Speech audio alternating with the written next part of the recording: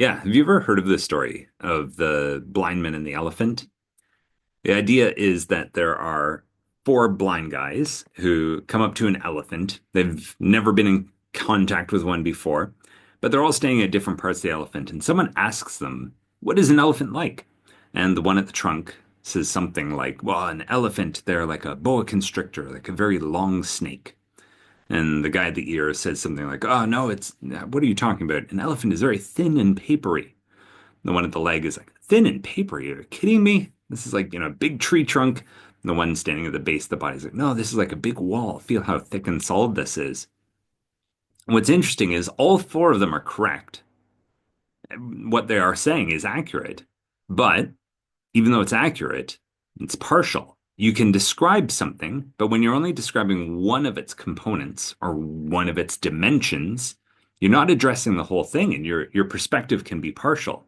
So it's strange that all four of these guys are accurate and yet can disagree with one another. And that brings me to this really big idea in our schools. Like those four guys touching different parts of the elephant, often our attention in schools touches one of four different parts of our school. So when we talk about our school, it has these four dimensions: the organizational, the relational, the actionable, and the personal. And all four of them are happening all at the same time, just as they are with the elephant. The leg, the body, the trunk, and the ears are all there at all times.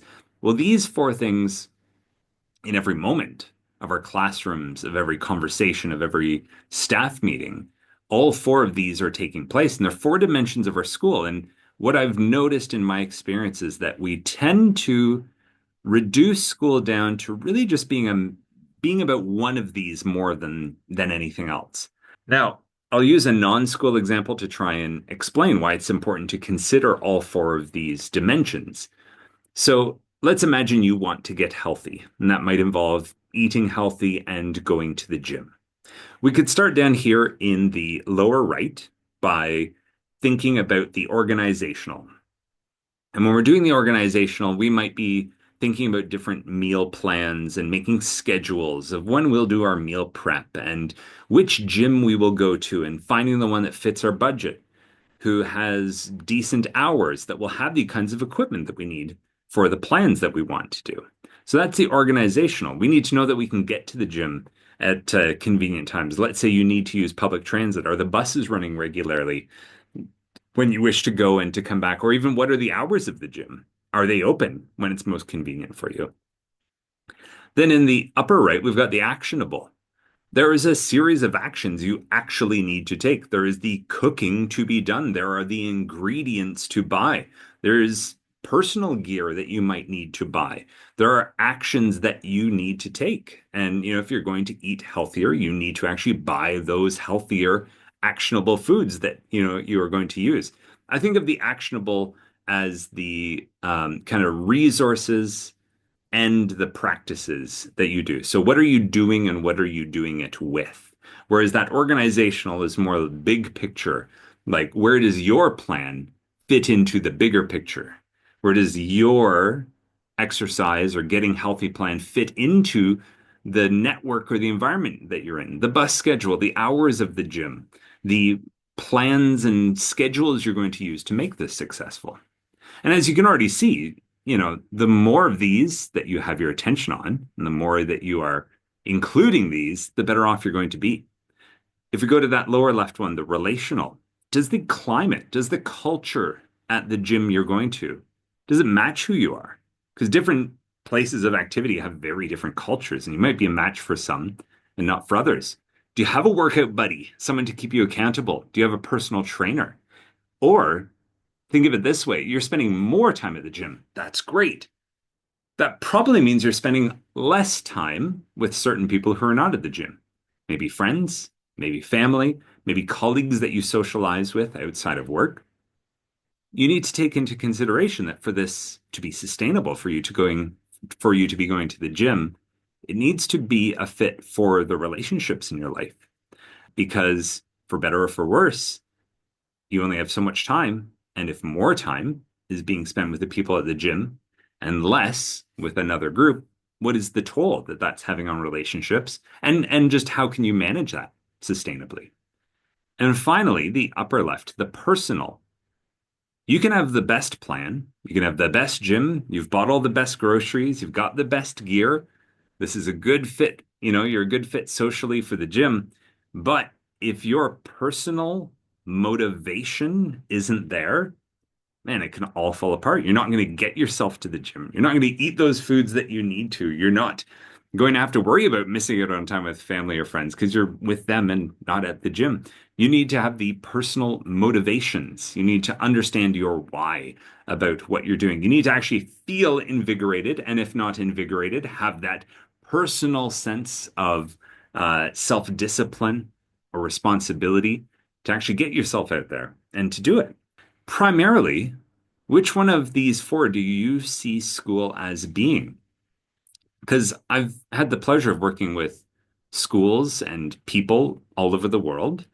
And one thing we do have in common is that all of us kind of reduce the complexity of our school.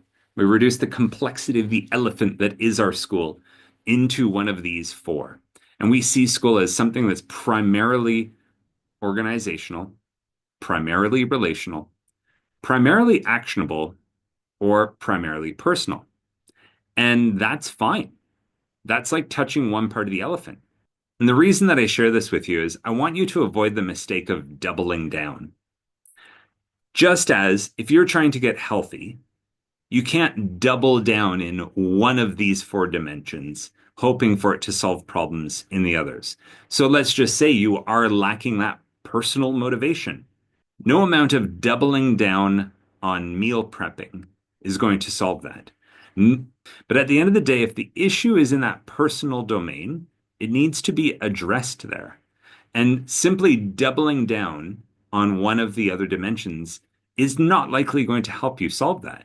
If it's a challenge that's of personal nature, it needs a personal solution. If it's a mismatched action, you need to solve that. If it's a faulty organizational plan, you need to address that.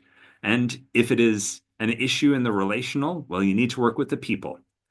I also want to leave you with the shortcoming or my critique of most professional development for educators.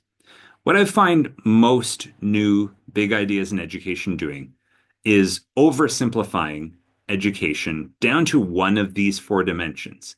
Or if not oversimplifying, just simply amplifying one of these as the thing you have to get right. And if you just get this, then everything else falls in place. So we hear a lot about the importance of culture, the relational, or we hear a lot about new systems, the organizational. Actionable, there are all kinds of great one-off ideas that are fantastic. Or we talk about this remembering your why or personal motivations or wellness in that personal dimension. Well, just like our elephant, all of these are important. So don't make the mistake of thinking if you simply excel in one, it will fix the other three. In fact, it's quite the opposite. As we saw with the athletic getting in shape example, it's not doing one can fix the other three. In fact, you can have three of the four going well, and it's actually just one of them out of whack that can cause everything to fall apart. So these are the four dimensions of your school. Which one do you focus on most? Do you see school as primarily about the organizations, the systems, the environments? Or do you see it more relational, about the people, the communities, and the culture? Or do you see school as something more actionable in nature? It's about what you're doing. It's the resources, it's the practices and activities. Or do you see it as something more personal? It's about the investment, the beliefs, the reactions of every individual involved, but they all happen to be together in one place. The truth is, all four of them are accurate, but all of them are partial. So simply include all four of them in your approach to education. For tips on how to do so, below you can find a list of questions that will help you tune in to each one of these dimensions.